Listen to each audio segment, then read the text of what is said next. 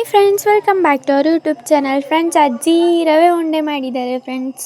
ಬನ್ನಿ ಅದು ಹೇಗೆ ಮಾಡೋದು ಅಂತ ತೋರಿಸ್ತೀನಿ. ತುಂಬ ಬೇಗ ಮಾಡ್ಬೋದು. ಆಮೇಲೆ ನೀವು ಹೊರಗಡೆ ಹೋಗೋದೇ ಬೇಡ, ಮನೇಲೇ ಇರೋ ಐಟಮ್ಸಲ್ಲೇ ಮಾಡ್ಬೋದು ಫ್ರೆಂಡ್ಸ್. ಅದು ಅಜ್ಜಿ ಹೊಸ ಸ್ಟೋವ್ ತೊಗೊಂಡಿದ್ರು, ಅದಕ್ಕೆ ಕುಂಕುಮ ಎಲ್ಲ ಹಾಗೇ ಇದೆ ಫ್ರೆಂಡ್ಸ್. ಈಗ ಮೊದಲಿಗೆ ತುಪ್ಪ ಹಾಕ್ಕೋಬೇಕು ಒಂದು ಬಾಣಲಿಗೆ, ಆಮೇಲೆ ಗೋಡಂಬಿ ದ್ರಾಕ್ಷಿ ಹಾಕ್ಕೊಂಡು ಹುರ್ಕೋಬೇಕು. ಅದು ಫ್ರೈ ಆಗೋವರೆಗೂ ಹುರ್ಕೋಬೇಕು ಫ್ರೆಂಡ್ಸ್. ಅದು ಫ್ರೈ ಆದಮೇಲೆ ರವೆ ಹಾಕ್ಕೋಬೇಕು, ಅದನ್ನು ಕೂಡ ಅದ್ರ ಜೊತೆ ಹುರ್ಕೋಬೇಕು. ಅದು ಹುರ್ಕೊಂಡಾದಮೇಲೆ ಅದು ಬ್ರೌನಾಗಿ ಬರಬೇಕು ರವೆ. ಸ್ವಲ್ಪ ಅಂದರೆ ತುಂಬ ಅಲ್ಲ, ಸ್ವಲ್ಪ ರವೆ ಸ್ವಲ್ಪ ಕೆಂಪಾದಮೇಲೆ ಸಕ್ಕರೆ ಹಾಕ್ಕೋಬೇಕು. ಸಕ್ಕರೆನೂ ಕೂಡ ಅದ್ರ ಜೊತೆ ಹುರ್ಕೋಬೇಕು. ಅದಾದಮೇಲೆ ಕಾಯಿ ತುರಿನ ಹಾಕ್ಕೋಬೇಕು ಫ್ರೆಂಡ್ಸ್. ಕಾಯಿ ತುರಿ ಹಾಕ್ಕೊಂಡು ಅದನ್ನು ಕೂಡ ಅದ್ರ ಜೊತೆ ಹುರ್ಕೊಂಡು ಲಾಸ್ಟಿಗೆ ಇನ್ನು ಸ್ವಲ್ಪ ತುಪ್ಪ ಹಾಕ್ಕೋಬೇಕು ಅಷ್ಟೇ.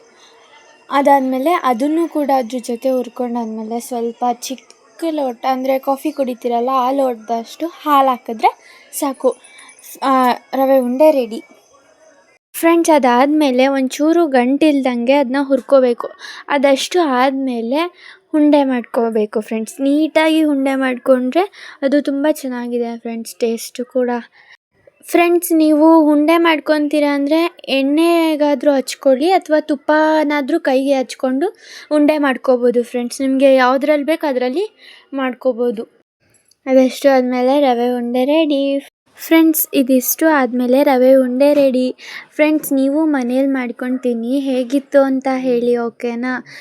ನನಗಂತೂ ತುಂಬ ಚೆನ್ನಾಗಿತ್ತು ಫ್ರೆಂಡ್ಸ್. ನೀವು ಮನೇಲಿ ಟ್ರೈ ಮಾಡಿ ಫ್ರೆಂಡ್ಸ್. ಈ ವಿಡಿಯೋ ಇಷ್ಟ ಆಗಿದ್ರೆ ಲೈಕ್ ಮಾಡಿ, ಶೇರ್ ಮಾಡಿ, ಸಬ್ಸ್ಕ್ರೈಬ್ ಮಾಡಿ ಪ್ಲೀಸ್.